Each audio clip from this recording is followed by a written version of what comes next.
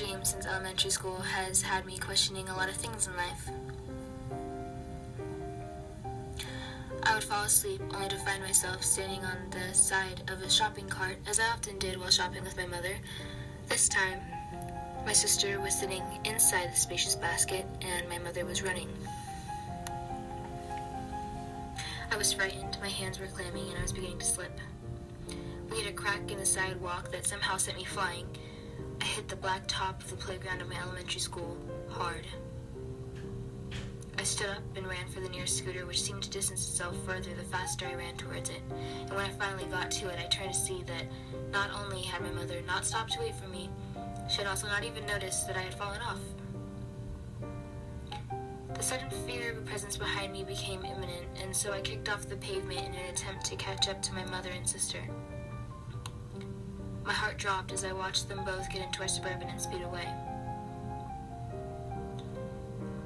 I was once again stopped as someone stepped in front of me to yank the scooter I was riding out of my hands. This person seemed to change every time the dream reoccurred. No wheels on campus, they would repeat over and over as I helplessly stared at the last place I had seen my mother and sister.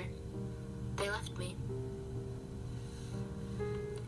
The faceless presence we had been running from suddenly grabbed my ankle and dragged me towards the bathroom that kids at school stayed away from due to a rumored haunting.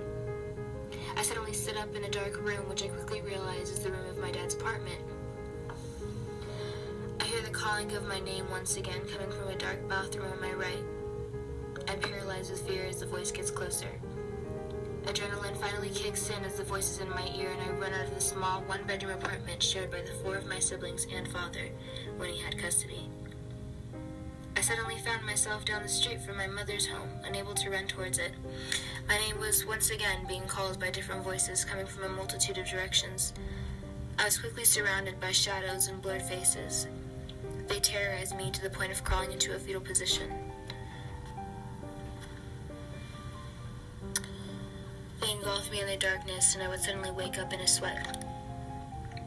Usually struggling to fall back asleep after that reoccurring dream, I often wondered why I'm always left behind, and more specifically why someone I know would sabotage me, especially by taking my scooter away. What does that mean? Am I afraid of being backstabbed? I believe I have a lot of trust issues with my family that run deeper than the superficial dream created by my subconscious to constantly remind me of my mommy issues. I have a lot of trust issues caused by my mother as well as others in my life who have never failed to let me down in one way or another. Maybe that's why someone keeps taking my scooter away. It's probably the only part in my dream that never really surprises me.